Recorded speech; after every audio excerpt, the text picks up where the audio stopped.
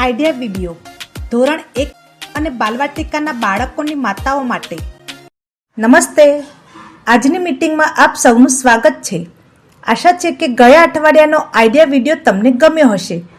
આજનું કામ શરૂ કરતા પહેલા કૃપા કરીને ગયા અઠવાડિયાની ટપકા જોડી ચિત્ર પૂર્ણ કરો તથા કાગળના ટુકડાને ચિત્રમાં ચોંટાડો.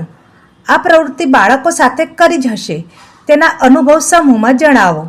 સાથે જ આપવામાં આવેલ પ્રવૃત્તિ અને વર્કશીટનો ફોટો પાડી પ્રથમ કાર્યકર્તાને મોકલો. ચાલો હવે એક મજેદાર બાળ ગીત સાંભળીએ જેનું નામ છે એક કબૂતર ચણવા આવ્યું. એક કબૂતર ચણવા આવ્યું ઘુક ઘુક ઘુ ઘુક ઘુક ઘુ. બે કબૂતર ચણવા આવ્યા ઘુક ઘુક ઘુ ઘુક ઘુક ઘુ. એક કબૂતર બે કબૂતર ચણવા આવ્યા ઘુક ઘુક ઘુ ઘુક ઘુક ઘુ. ત્રણ કબૂતર ચણવા આવ્યા ઘુક ઘુક ઘુ ઘુક ઘુક ઘુ. એક કબૂતર બે કબૂતર ત્રણ કબૂતર ચણવા આવ્યા ઘુક ઘુક ઘુ ઘુ. ચાલો બાળગીતને સમજીએ ત્યાં સુધી આ વિડીયોને અહીં રોકીએ. હવે સમય આવી ગયો છે આગળની પ્રવૃત્તિ કરવાનો, જેનું નામ છે જુઓ અને વાતચીત કરો. આપણા જીવનમાં ગણિતનું ખૂબ જ મહત્વપૂર્ણ સ્થાન છે.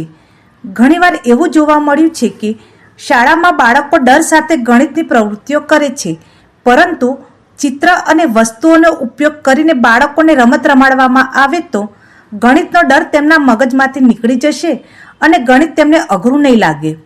ચાલો આ વિડીયોની મદદથી આપણે શું કરી શકીએ એના પર એક નજર કરીએ.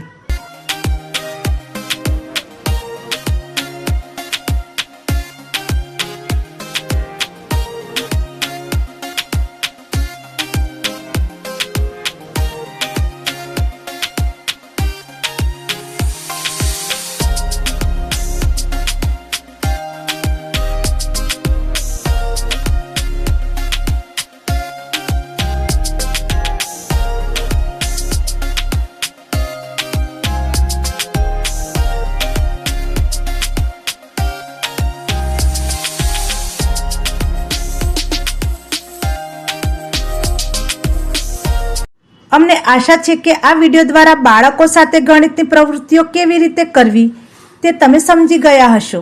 તો ચાલો હવે આગળની પ્રવૃત્તિ તરફ આગળ વધીએ, જેનું નામ છે સાથે મળીને કંઈક કરીએ. ભેટ કોને ન ગમે? બાળકો ભેટ મેળવીને ખૂબ ખુશ થાય છે.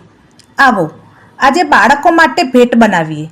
જૂના કાગળનો ઉપયોગ કરીને તમારી મનપસંદ વસ્તુ બનાવો. બનાવેલી વસ્તુ ઉપર બાળકનું નામ લખો અને તેને ભેટ આપો. કૃપા કરીને જો કોઈ માતાને આ પ્રવૃત્તિ કરવામાં મુશ્કેલી જણાય તો તેમને મદદ કરો. એના માટે આ વિડીયોને અહીં થોડી વાર માટે રોકો. ચાલો હવે આગળ વધીએ બીજી નવી પ્રવૃત્તિ તરફ, જેનું નામ છે ઘરે જે બાળકોને કરાવો.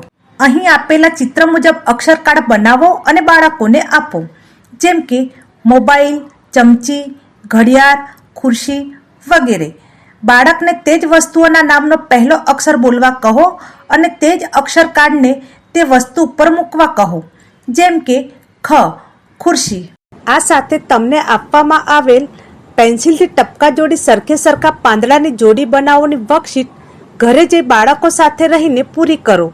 અમને એ જાણીને આનંદ થશે કે પ્રવૃત્તિઓ કરતી વખતે તમારો અને બાળકનો અનુભવ કેવો રહ્યો.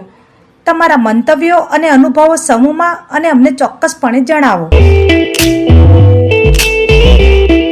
આજની પ્રવૃત્તિઓ અહીં પૂરી થાય છે. આવી જ નવી જાણકારી અને પ્રવૃત્તિઓ સાથે આપણે આવતા અઠવાડિયે ફરીથી મળીશું. ત્યાં સુધી તમારું અને તમારા બાળકોનું ધ્યાન રાખજો. ધન્યવાદ.